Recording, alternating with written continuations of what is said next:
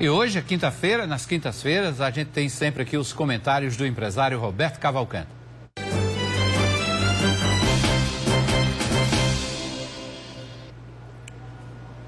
Boa tarde. Excepcionalmente, a gente ficou uma semana aqui sem a sua presença, mas o público cobrou, viu? Já teve telespectador que mandou mensagem perguntando: cadê o doutor Roberto Cavalcante? Eu disse: volta para a semana. E eu já começo perguntando sua opinião sobre essa história de passaporte da vacina. A Assembleia tem um projeto, a Câmara de João Pessoa tem um projeto. Eu entendo que se tem um projeto na Assembleia, a Câmara não precisava nem ter, porque é estadual, o projeto da Assembleia. Mas qual é a sua opinião a respeito dessa exigência desse documento?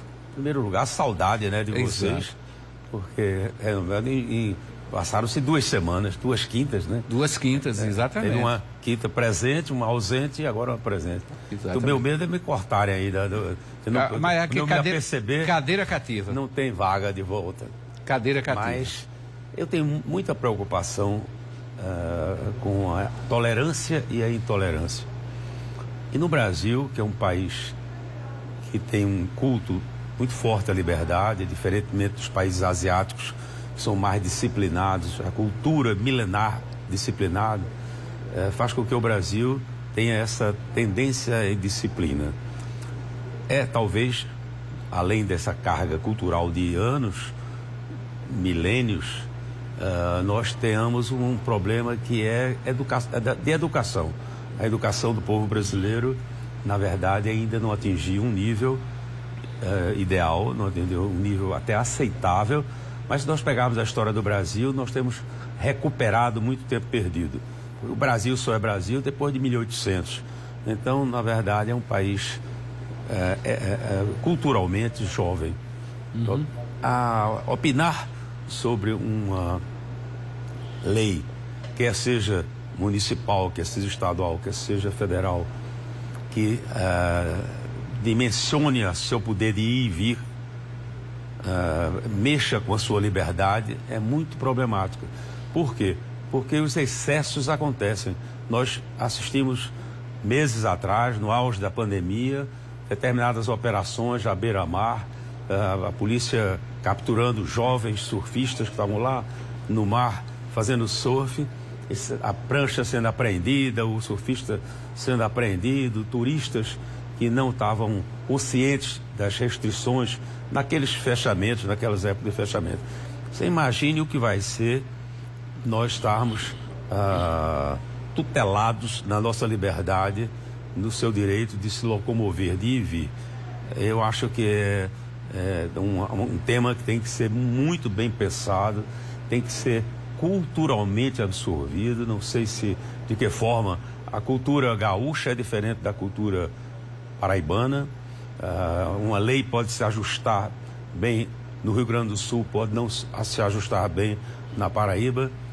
Tudo que mexe com liberdade, para mim, é perigosíssimo.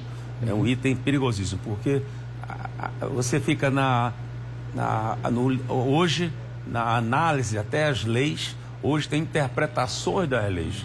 Você vai a uma Corte Suprema e tem cada ministro uma interpretação de uma só lei.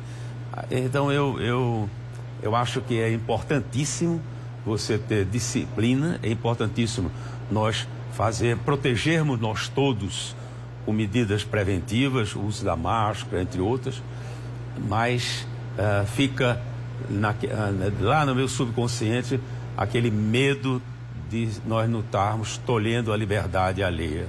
E se esses projetos forem aprovados, em se tratando de servidor público, tem punições duríssimas, né? Podem chegar, inclusive, à exoneração do cargo. Não é só isso, é porque o problema é que você vai cortar o salário da pessoa que não... A pessoa, porventura, tem cientificamente alguma informação de que para a saúde pessoal dele era inconveniente. Então vão haver exceções, vai ter uma junta médica para permitir uma análise se o cidadão pode ou não pode tomar a vacina, deva ou não deva tomar a vacina. Eu não assisti, eu estou já bastante vivido. Início da minha vida, nós pegamos no Brasil várias epidemias, várias pandemias até hoje. Eu nunca vi ninguém ser tolhido de andar na rua se ele estava com essas outras doenças transmissíveis, tipo doença boba, papeira, que é a cachumba, várias outras que lhe contaminam. Eu nunca precisei portar a minha certidão de paralisia infantil, que foi graças a Deus, uma doença que está a nível mundial bastante superada, mas eu menino, eu rapaz, eu mais velho, eu nunca precisei comprovar que tinha tomado as minhas vacinas todas que tomei ao longo da minha vida. Então, será que é só o Covid que merece que tenha um tratamento diferenciado? Ou essas epidemias, essas pandemias, elas acontecem sequencialmente, geração por geração, famílias por família? Então, eu se tivesse a apertar o botão do sim, do não, eu aperto do não.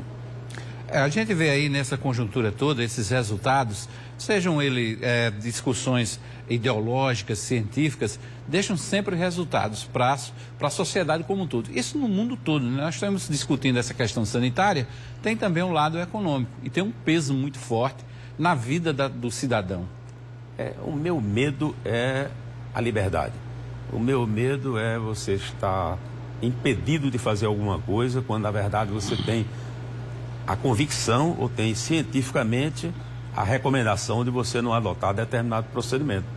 Então eu acho que o Brasil precisa acompanhar o mundo. É muita bobagem acharmos que nós vamos descobrir aqui o bom caminho. Eu já citei, não sei se nesse programa, já citei várias vezes, que quando foi feito o Plano Real, o Brasil desconhecia, não estava lembrado, o uso das moedas, quais eram as percentagens corretas. Então mandou fazer, digamos, X milhões de moedas de R$1, X milhões de 10 centavos, X milhões de 20 centavos.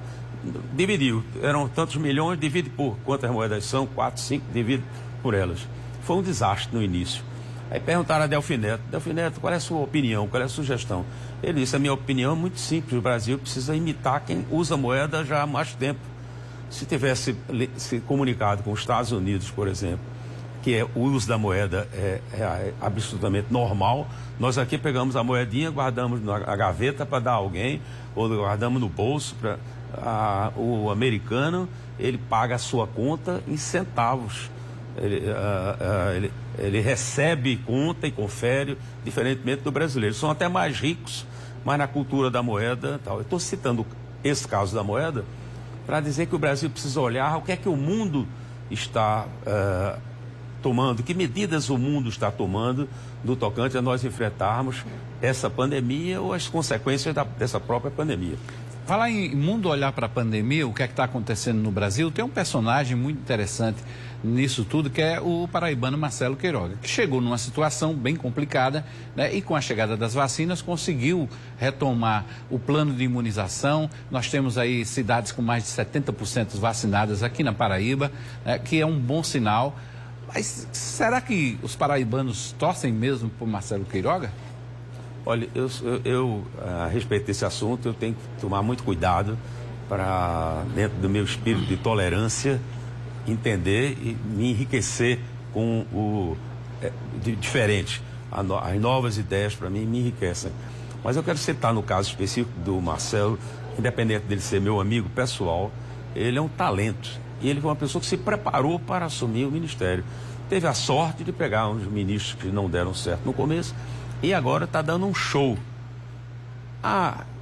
O lado ideológico de não pode.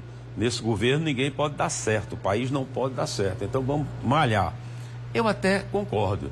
Você pode ter uma tese que você seja ideologicamente contrária ao que um determinado ministro está fazendo. Mas se você for sério, se você for uma pessoa que tem a honestidade, o propósito honesto, e eu lhe cito como um jornalista que todas as pesquisas evidenciam que as pessoas têm um profundo respeito pela sua forma de conduzir, você não radicaliza as coisas, mas eu já vejo determinadas pessoas que, por exemplo, para falar mal da atuação de um ministro, deformam ou ficam colecionando fotos na qual o ministro esteja pessimamente fotografado, fazendo uma careta, e estampam isso com uma capa da matéria que vai falar de mal do ministro. Eu acho que aí você perde a seriedade, perde a isenção. Você deve ser contrário. E não critico quem critica, não, de forma nenhuma. Mas eu acho que é injusto você, por questões de estar com uma outra opinião, quer seja ideológica, quer seja operacional e até científica, você aí trazer na sua coluna, ou trazer no seu site, tal, uma fotografia do ministro paraibano, competente, médico, presidente da Confederação Sociedade Brasileira, da Sociedade de Cardiologia do Brasil. Imagino que é um paraibano ser presidente de uma associação do Brasil. Então, eu acho isso. Então, quebra a credibilidade quando você exagera naquilo. Você sai do tema. Você está falando de competência de um ministro ou não, ou competência ou incompetência de um governo. Tudo bem, mas você não pode, paralelamente a isso, utilizar-se de artifícios, por exemplo, esse fotográfico, de expor aquela pessoa que muitas vezes até sua conhecida, você na sociedade passa por ela e fala e cumprimenta e tal, mas lá na sua coluna você põe a fotografia do cidadão de forma distorcida. Distorcida. Distorcida no sentido de criar, a foto pode criar um transtorno. E se nós todos formos fotografados segundo a segundo, nós fazemos caretas horríveis. Exatamente. Não é verdade? É verdade. Então eu acho que o contraditório tem que ter um limite, que é o limite do respeito. E nesse caso do trabalho excelente que está fazendo para o Brasil, quem criticar o ministro Marcelo estará cometendo um equívoco, uma injustiça. Ok, vamos fazer outra pausa aqui no debate. A gente volta em 2 minutinhos com a segunda parte dos comentários de Roberto Cavalcante aqui nos estúdios ao vivo. E também a gente volta a falar da